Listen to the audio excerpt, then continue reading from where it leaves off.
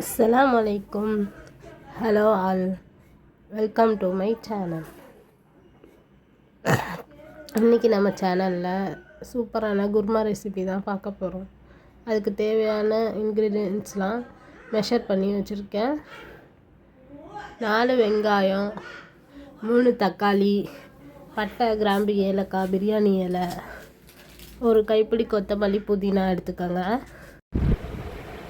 குக்கரில் தேவையான அளவு எண்ணெய் ஊற்றிக்கோங்க. அதில் நம்ம எடுத்து வச்ச பட்டை, கிராம்பு, ஏலக்காவை சேர்த்துக்கலாம். பிரியாணி இலையும் சேர்த்து கொஞ்சம் பொரியட்டும். நம்ம வெட்டி வச்ச வெங்காயத்தை அதில் சேர்த்துக்கலாம். சேர்த்து நல்லா வதக்கி விடுங்க.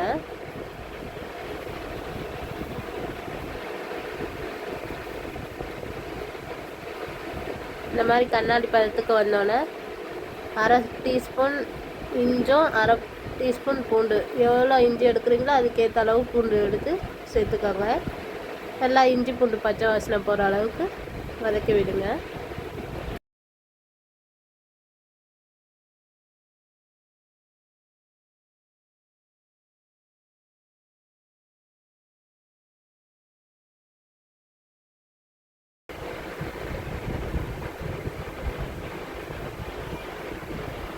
இஞ்சி பூண்டு பச்சை வாசனை போனதும் நம்ம கொத்தமல்லி, புதினா எடுத்து வச்சுருக்கோம்ல, அதையும் சேர்த்துக்கலாம். இதில் சேர்த்து 2 நிமிஷம் வதக்கி விடுங்க. புதினா போடுறதுனால குருமா நல்லாவே டேஸ்ட்டாக இருக்கும்.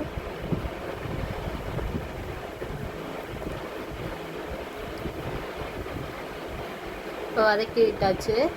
இப்போ நம்ம எடுத்து வச்ச தக்காளியை இதில் சேர்த்துக்கலாம். தக்காளியை சேர்த்துட்டு நல்லா வதக்கி விடுங்க.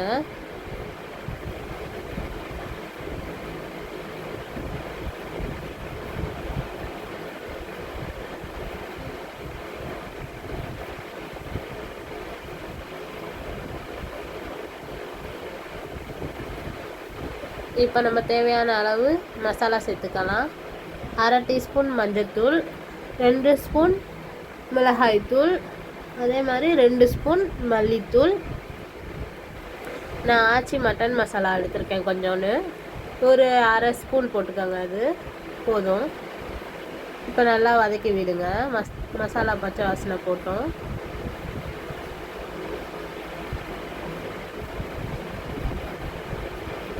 நான் 2 உருளைக்கிழங்கு எடுத்து வச்சுருக்கேன். நீங்கள் வேணும்னா தோல் சீவிக்கோங்க.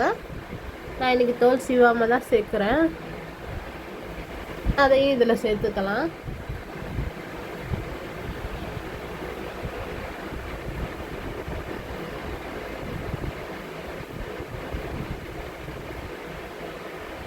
சேர்த்துட்டு ஒரு கிண்டி விடுங்க.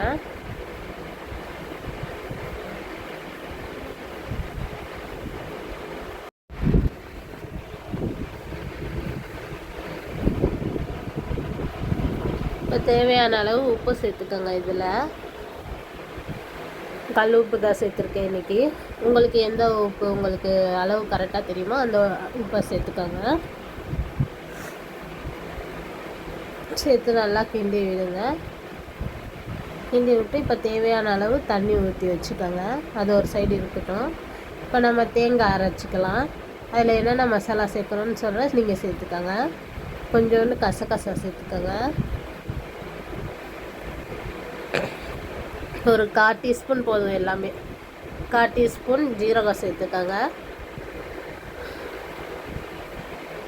எனக்கு கையளவு தெரியுன்றனால நான் கையில் போடுறேன். உங்களுக்கு என்ன அளவு தெரியுமோ நீங்கள் போட்டுக்கோங்க. 1/4 டீஸ்பூன் சோம்பு, 1/4 டீஸ்பூன் மிளகு சேர்த்துக்கோங்க. 2 முழு முந்திரி சேர்த்துக்கோங்க.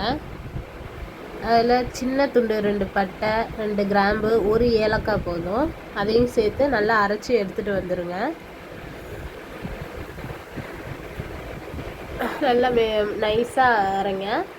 அப்போ குருமாவுக்கு போட்டால் நல்லாயிருக்கும். நம்ம அரைச்ச தேங்காய் பேஸ்ட்டை இதில் சேர்த்துக்கலாம். சேர்த்து கிண்டி விட்டு மூடி வச்சுருங்க. விசில் போட்டு நான் 3 விசில் தான் விட்டுருக்கேன் இன்றைக்கி. விசில் வந்துடுச்சு. இப்போ திறந்து பாருங்கள், சூப்பராக வந்திருக்கு. குருமா, சூப்பரான குருமா ரெடி ஆயிடுச்சு. இது சாப்பாட்டுக்கு, இட்லிக்கு, தோசைக்கு, பூரிக்கு எல்லாத்துக்குமே நல்லாயிருக்கும். சப்பாத்தி, பரோட்டா எல்லாத்துக்குமே நீங்கள் ஊற்றி சாப்பிட்லாம். நம்ம வீடியோ கண்டினியூவாக பார்க்கணுன்னா சப்ஸ்கிரைப் பண்ணிக்கோங்க, பெல் ஐக்கானை கிளிக் பண்ணிக்கோங்க. தேங்க்ஸ் ஃபார் வாட்சிங். அடுத்த வீடியோவில் சந்திப்போம் ஃப்ரெண்ட்ஸ். பாய்.